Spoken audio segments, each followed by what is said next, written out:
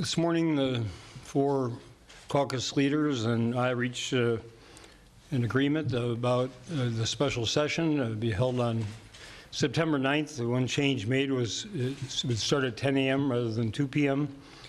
and would focus only on the disaster relief for the southeastern Minnesota counties, and I would hope that has to be negotiated by the committee leaders, but I would hope it would include the Nobles and Rock County, the southwestern counties who suffered their own disaster last winter with the ice storm. I'm personally disappointed that the repeal of the farm equipment repair tax is not a part of the agreement, but I understand that for Republican leaders, they can speak for themselves better than I, but they wanted to either repeal at least the entire equipment repair tax, would be about $152 million, or repeal all of the 3 business taxes, which would be $314 million. And once again, you know, the crux of the matter is, how do you pay for that? You raise revenues? If so, from whom? How much? Cut spending? If so, where? How much? And that, you know, that's what I've said for the last 6 weeks is the requirement, my requirement, to take. This is a serious proposal rather than a political tactic. And you know, once again, despite being told that there would be some specificity today, you know, there's nothing forthcoming except a reference to some list of hundreds of programs, but that's not real.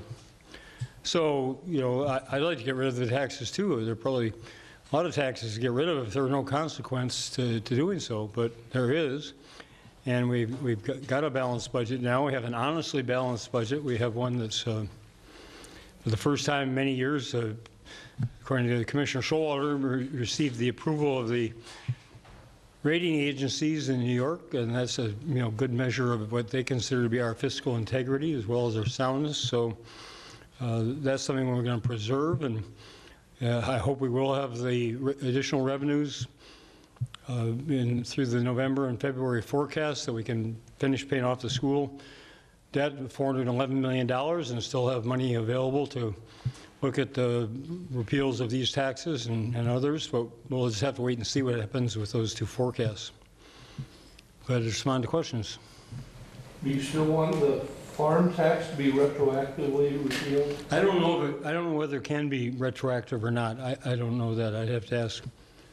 You know, if we're getting into, repeal, say the entire equipment repair tax, it would have, if it's retroactive for the farm part of it, it would need to be retroactive for all of it, I would think, in terms of fairness. So I'd have to ask Commissioner Franz whether that's feasible or not.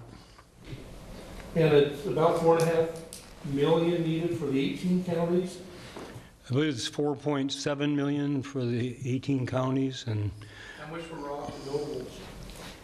Less than $1 million. Is that right? Who's Jamie? Right at $1 million. Right at $1 million. So is that right? 4.7 plus the 1, so 5.7 million? Governor, going forward, would you like another way to deal with disaster relief where governors don't have to keep calling special sessions that aren't so special anymore? Yes, that was a topic we discussed, and I think there was agreement that we'd like to, if not in this special session, in the next legislative session, that's probably when it would occur. Make it possible. I mean, we had the money from the last year's disaster relief, more than enough to cover this, but we can't move it forward without legislative authority. So I would hope we'd come up with something like that, or a larger reserve. There's a reserve, a contingency fund of $500,000 for the biennium. Obviously, that's not enough either. So I hope we can find some way we can handle these small, relatively small amounts of disaster relief without a special session. We get something like we did in northeastern Minnesota last year when it was about close to $100 million. I think then we'd clearly need to call people in. So, Governor, how did these negotiations go then? Did the Republicans say they wanted to repeal all of this menu of taxes or nothing? and you were wanting to just do the farm equipment repair tax, and the compromise was to do none of them? Well, again, I'd rather that Senator Hand and Representative Dowd speak for themselves. Can you make us just a cup of water, please? Yep.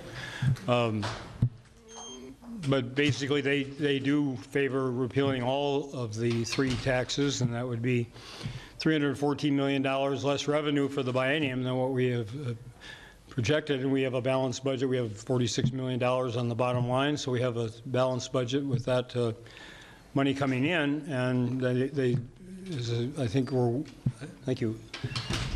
I took it that they would be willing to accept or at least talk with their caucuses about a compromise where we would repeal all of the equipment repair tax of $152 million and not the other 2. But in both cases, they didn't indicate any specific source of either additional revenue to make up for that or spending cuts that would equal that. So it really wasn't anywhere to go with that. They didn't think that I think they're being honest in their assessment, that they didn't think the members of their caucuses would be agreeable to just doing the farm equipment and not pressing to do partial or all or complete repeal. And so this is the one thing we could agree on, the disaster relief.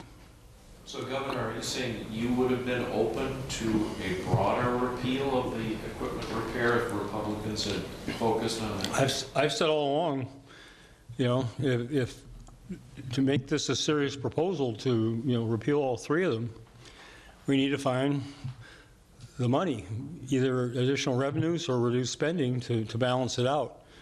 And no one's given a specific or even serious proposal to do that. I've been saying that for a good 6 weeks now, and so I guess I have to wonder whether anybody is making a truly serious proposal out of this, because that's what's required. I mean, we got to have a balanced budget. The Constitution says that, and if we're going to take $311 million away, we need to find that minus $46 million, or we're violating the Constitution. Nobody's going to do that. So where's the money? How's it going to be made up? And that's the tough part of all of this, and that's the part that hasn't been nobody's willing to address. Governor, on the farm equipment repair tax, you signed that into law. You had said that you weren't aware of how it would affect people. Have you put more checks in place to make sure you don't sign things into law that a few months later you want to repeal? Well, when this is tucked in at 1 or 2 in the morning the last day, and it's in the bill that I told most legislators didn't know it was in there, and it comes to me. I mean, anybody knows anything about how these sessions end know that there's a flood of legislation, and so it was part of the overall package, and I signed it. I wouldn't. I'd either have to veto the entire tax bill at the point at which the legislature either was about to adjourn or had adjourned. It was at its constitutional deadline, or not. So the result would have been the same if I was aware of it. That I would have signed the bill, or there'd be well, maybe people might like that, no taxes for the biennium, but it's not a perfect system. It's not a perfect world, and I'm not a perfect person. So was there not enough communication between you and the Democrats who are putting together the tax bill about this particular provision? Well, about the three taxes, but the farm one, versions differ, but I have a hard time believing that Senator Rod Scoy, who chaired the Senate Tax Committee, who was a farmer himself in northwestern Minnesota, would have signed off on taxing farm equipment repair. And we don't tax the purchase of farm equipment. We don't tax the purchase of replacement parts. So it's really nonsensical then to tax the actual repair services. But it was, my understanding, it was not in the conference report that when the conference committee concluded. And it was in the conference report when it was delivered to the legislature that Monday morning, and discussed. I don't know what extent it was discussed, but voted upon. Governor, do you plan to propose some tax changes at the start of the next regular session, and if so, which ones? Well, I think we need to wait and see how the two forecasts in November and February come out. I certainly hope so. I mean, I hope we continue to exceed the projections. The first $411 million goes by statute to the finish repaying the school districts. And I can point out that if we hadn't owed the school districts all the money that we have and didn't have to pay all that back over the last couple of years, we wouldn't need any of these tax increases, and we could have just moved ahead with on a clean slate. But that's not the case. So we're still paying for the past sins, and we're going to get that taken care of. And then if there's another, 311 or 314 million, I guess, on top of that, that's, requires $725 million total to exceeding the forecast. That's a significant reach, but, I hope we'll have that opportunity.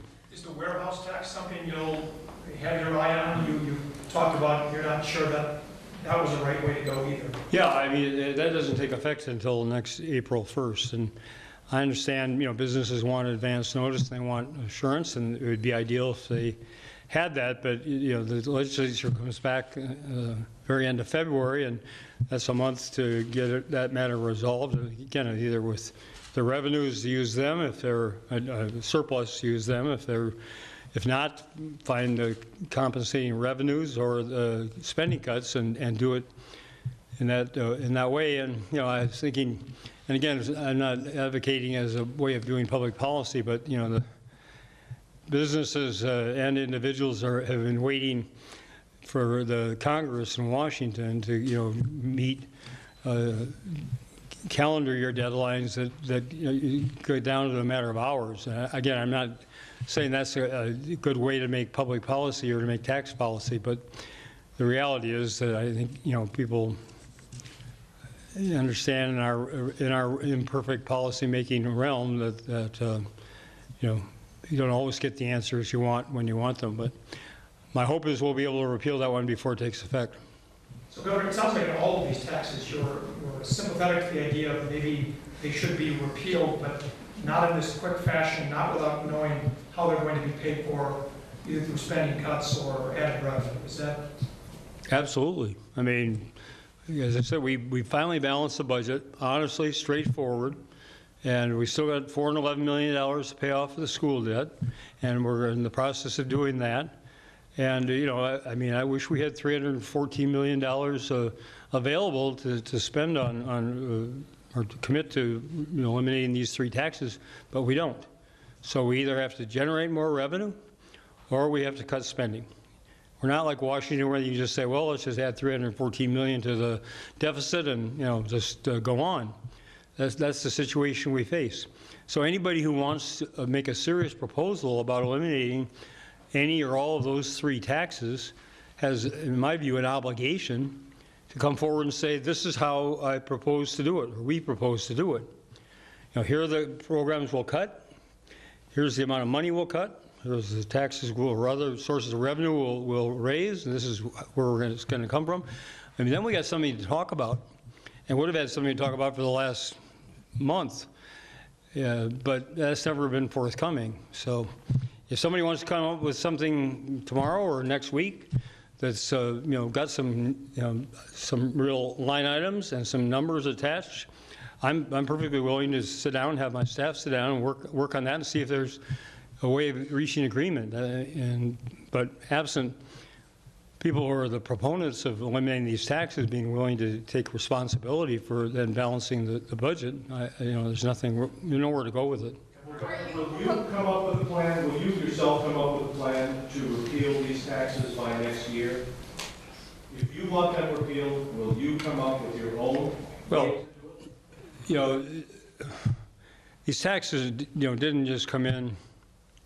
I proposed repealing the business taxes. I would not have chosen to add these. But when the negotiations came down at the end of the session with the DFL leaders, tax and caucus leaders, and myself, the greater priority, especially for the Senate, was to be able to eliminate the sales tax paid by counties and cities. And starting July 1st of next year to upfront the capital exemption for major expansions or any size expansions. The fact that the cities and counties are not paying sales tax is definitely one of the contributing factors to relieving the pressure on the property tax, which is already producing some very positive results. So it was a matter of the priorities, and that was felt strongly by the Senate to be the higher priority. And if we're, $314 million, where would we have cut that? We eliminate all-day kindergarten, eliminate early childhood scholarships. I mean, it's going to have to come out of somewhere that's going to affect real people throughout Minnesota. And we again decided that keeping those commitments to the people of our state was more important than these three taxes. Now, we could have done everything we wanted to do without those three, but that wasn't the case. You don't consider it your own responsibility or obligation to come up with a way. It's up to the other folks who did these taxes? Oh, well, as you know, the way the procedure works is I come out with a budget proposal next January, a good 6 weeks before the legislature goes into session, and then they even get the benefit of a subsequent forecast before they have to ante up. So when I see what the November forecast is, that's the one I'll be basing my recommendations on. I mean, that's, put all the requests for either tax reduction or spending increases, and there'll be a considerable number, I'm sure. We'll put all that into the hopper, and I'll come out January 15th or whenever it is with my proposal. But I'm not going to commit to something until I know what the array of requests are. Governor, you've more than once talked about how the proposal to repeal these other taxes was almost half a proposal, just to get rid of the tax without the where it's going to be backfilled. Are you suggesting that these negotiations weren't done in good faith? No, I think they're done in good faith. But I'm just saying that was the missing piece to go any further. Why repeal these taxes at all? They're paying for something that's a benefit to a broad number of Minnesotans reducing property taxes. Why not just say, warehouse tax, it exists now, it's paying for something for the public good, and we're keeping it? Well, that's a good question.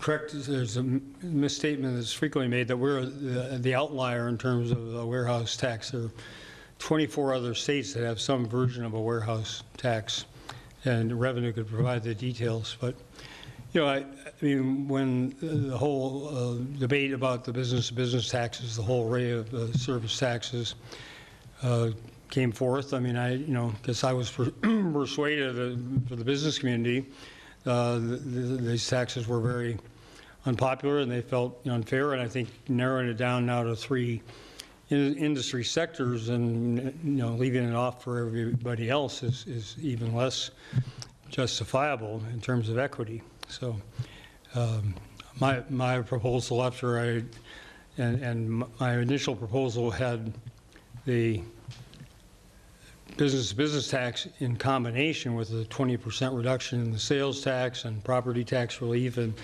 other things that made it a whole package. But as a standalone, I thought the business taxes were not well advised, and I haven't changed my view. To be clear, you're making no promises that you'll propose eliminating any of these? I'm making no promises or anything before I see the revenue forecast in November. And I'll base my recommendation on that, and then after the February one, I'll submit a supplemental recommendation. And without knowing what those numbers are, it'd be folly to say, what I might or might not do. Why are you waiting until now to bring up the Nobles and Brock County? We just got a letter the end of the week before last from Nobles County, and they, on behalf of Brock County, so they just made their request very recently. They had expenditures, local expenditures that exceeded the limit that they received funding for, and that's what they're asking us to pick up. Pick up federal funds. already? They got FEMA money, yes. I mean, it was a FEMA qualified disaster, which is one of the reasons that, or principal reason we're willing to include it as part of this, because that's the defining line. There are other areas that have suffered various, disasters, but not meeting the FEMA qualification. Last question. So you're saying that those were covered? I'm sorry? Those were covered by a previous FEMA declaration, so this is just a match? That's right. It's not even the match, it's the additional expenditures that go beyond the ceiling. Chris Ide would be the one to give you the details. They already got some state money then? I don't know if have they got state money? I don't know if they got state money. I know that they did get FEMA money for pieces of it. Well, if they got FEMA money, there had to be a state and local match. But I think that was taken care of during the session. It was taken, so, the FEMA is 75%, state, locals 10%, states 15%, and Minnesota has the practice of picking up the 10%. Governor, on another topic, could I get your latest thinking on the stadium and the Wolf situation? And do you have can you specify, is your concern that they might not have the money to come up with their share depending on this court ruling? Well, I think we should let this investigation, and I commend the Board of the Authority for calling for it, but I think at this point, I've said all I really have to say that's brand new about the situation, and let's wait and get the facts as this investigative audit reveals them. One question is to make sure that there's absolute airtight guarantee that that they have the financial wherewithal to meet their obligations, and I don't, I mean, the league is part of that, so I mean, we'll look for a reaffirmation from the league and the team that they have that capability. And the second would be, given this other case and what the judge said were financial misrepresentations made, make sure that what was represented to us in terms of the negotiation of what the public would pay and what the team would pay are based on accurate information. So those are the two pieces I'm looking for, and again, I'm not going to pass judgment until we know what the facts are. Pay for that investigative audit, and if it's paid for by the Vikings, doesn't that make it private, and should it be public? Well, Chair Calum Helgen has said that they have some money for due diligence in the existing budget, approved budget, but anything above that, she expects the Vikings or the Wilfs to pay for. And I don't. Last I heard, she said that they had not agreed to that, but she's pretty determined. In terms of whether or not the results of that should be private or public, what's your opinion? The results. The investigative I think it audit. should be public. Have you talked to Will, or tried to talk to him? No. Didn't go to training camp either. Okay, thank you. Or now what's your comment after the governor says he? Well, he talked a little bit about that. He suggested that you need to ask us about what happened in more detail. And basically, we've written a letter to the legislative leaders and to the governor saying that we favored the repeal of all three of the business-to-business taxes, which we did. And that was the letter in our proposal. We did talk about that. We did spend a fair amount of time exploring the possibility of whether we would need to do a special session at all. Started that talk on Friday, continued that a little bit today. We spent the bulk of our time talking about, well, if the $300 million cost, quote unquote, to do all three of the business taxes is too much, can we repeal the entirety of the one tax? The repair and maintenance tax was about $150 million. We spent the bulk of the time talking about the willingness on the part of the majority to do that. I think there is a reluctance on their part to go through the process of finding the detailed spending reductions. And there are, in a $38 billion budget, there are lots and lots of ways to find $100 million in reductions, and we could certainly go through that, and there's lots of ways to get at that. If there is a willingness to do it, and that's what we kept asking for, is there a willingness to make these cuts? And if there is, we're happy to sit down and go through our list, your list, but you're the majority, and you're going to have to ultimately agree to this. So it's not necessarily incumbent on us to provide that whole list. We want to, first of all, know if you're willing to do that. We also talked about understanding that in the course of a short special session to try to get all the committee chairs on board with spending reductions and so forth, maybe we just take a transfer from the reserves of $100 million, for example, to make the budget balance, and then have an agreement, a written agreement, and a supplementary budget bill at the beginning of session to find those detailed spending cuts, and so to defer the more detailed committee work of going through that process if that is too heavy a lift to do in one day. So we did propose a number of different ways to get at this, but it really, in my opinion, came down to, I think, a reluctance on the part of the majority and the governor to say, we're not sure we want to do that, maybe there won't be enough revenue. What they're really saying is that the budget itself is sort of not subject to any additional cutting, is really what they're getting at, in my opinion. And so therefore we can't afford to do anything in terms of reducing these taxes by repealing the ones that are excessively burdensome, that everybody agrees they're burdensome. And unless there's more revenue going to come in, which may or may not happen, I don't think that these tax cuts are going to be on the agenda next year. So you don't think they want to repeal this? I don't think so. Well, they say it's your all or nothing approach that's to blame. Actually, it was quite the opposite. You know, they approached this whole situation with, you know, what they thought, you know, they wanted, which was disaster relief and the farm equipment repeal. They asked us early on in the meeting today, you know, are you willing to do the farm equipment repeal? My answer was absolutely yes. We think it's a priority. But obviously we had a couple of issues that we needed to discuss on how to do that. And I returned that with the question to them, are you willing to do more than the farm equipment? And they failed to give us the answer yes. So it seems at this point like they were unwilling, and I think they can speak to that better. But you know, and you know, they talked a little bit about how do you pay for it. Our number one problem with just doing the deal that they proposed to us was they want to pay for it with money off the bottom line. And frankly, there's a few problems with that. Number one, that money will go to pay off the school shift. And number two, that money really isn't on the bottom line. We already had 1 month of forecast come back that says that we had revenues come in lower than projected by over $20 million. So really, there really isn't even enough money there to pay for this. I know technically there is until the next real budget forecast, but we couldn't, in good conscience, let them take money from school kids to pay off a mistake that they made at the end of session. And that's really, frankly, what it came down to on why we're not doing that one piece.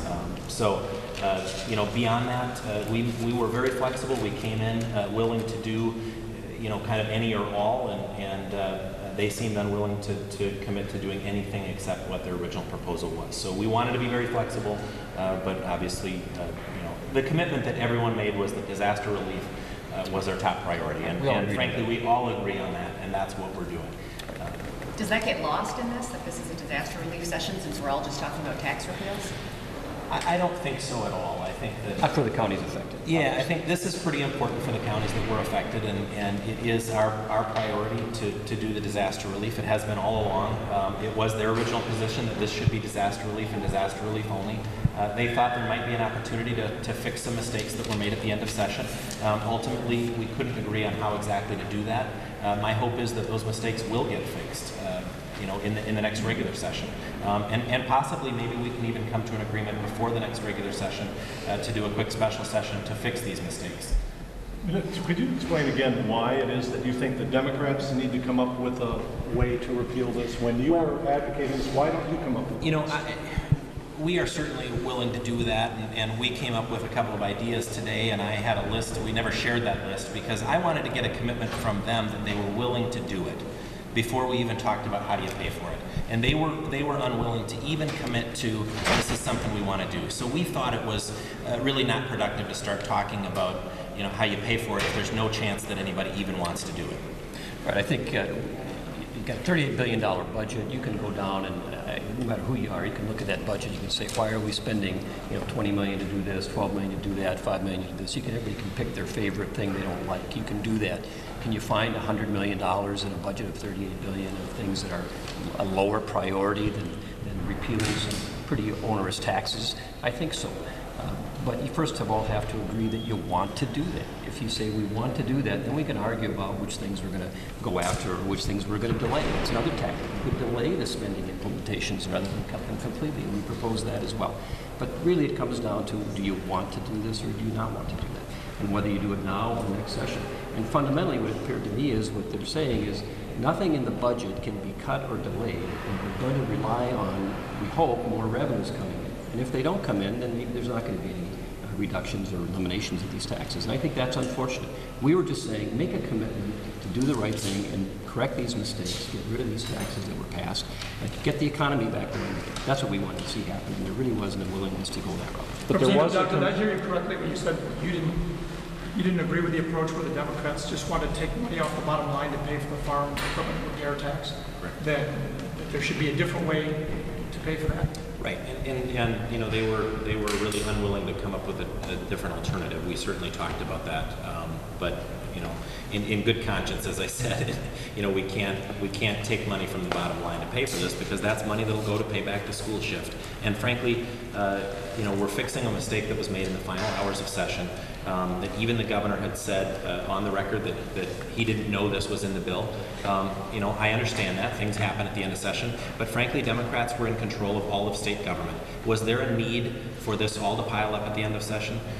Couldn't they have communicated better with each other maybe to prevent this from happening? And we agree as much as they do that the mistakes need to be fixed. But frankly, we also agree that we should fix all of them. I also asked them, how do you justify just the farm equipment repair tax? How is that different than the equipment of miners or loggers or printers or any other employer in the state of Minnesota who now is going to have higher expenses? And frankly, the governor's own staff is saying that his own commissioners are saying that 90% of the cost of these taxes is going to be turned over and paid by the end consumer, which means Minnesotans are going to pay more for the goods and services that they buy every day because of these mistakes at the end of session. We know they're important to repeal. We want to repeal them, but we need to do it honestly and in whole. Do you expect any issues hammering out the disaster bill details, including maybe adding a couple more counties here? Any problems there? I don't foresee any problems. I think, you know, that's one thing. There was very broad agreement that there wasn't going to be holding up of any sort of disaster relief to get some kind of deal on anything else. All of us made a commitment, and I respect all of the other leaders for that, but that was my commitment as well. We were not going to hold up any kind of disaster relief to do anything else. If we could agree on other things, fine. I don't suspect there's going to be a disagreement on what should be included and what will be included in the final bill. There was a letter from Nobles Rock County. We're going to let the working group sort through that. I don't know the details of it, but that is one thing that was talked about as being possibly added to. That was a surprise. We just mentioned it now. Do you agree with Governor Dayton when he says maybe next session you should look at a different way of doling out disaster aid instead of? Well, I think sometimes. Especially in this case where you've got a relatively small amount of money that needs to be appropriated, and that's one reason why we spent a fair amount of time looking at do we have to go through the exercise of calling a special session. It would be probably smart to see if there's a way to do this without having to go through that exercise. I don't know if it's possible. There are some maybe legal issues or separation of powers issues, I don't know, but it would be good if we could find it. And I think, you know, we did have a lot of discussions about, is there a way to accomplish this without a special session, and I think we exhausted all of the different options. Unfortunately, the Constitution says the legislature has to appropriate and the executive has to expend, and sometimes trying to blur that is a little tough. So, but we're certainly willing to talk about, is there another way that you could take, you know, maybe money from an earlier disaster that wasn't spent and without a special session. We're certainly willing to talk about it. So. And then you can talk to us in the hallway too. Thank you.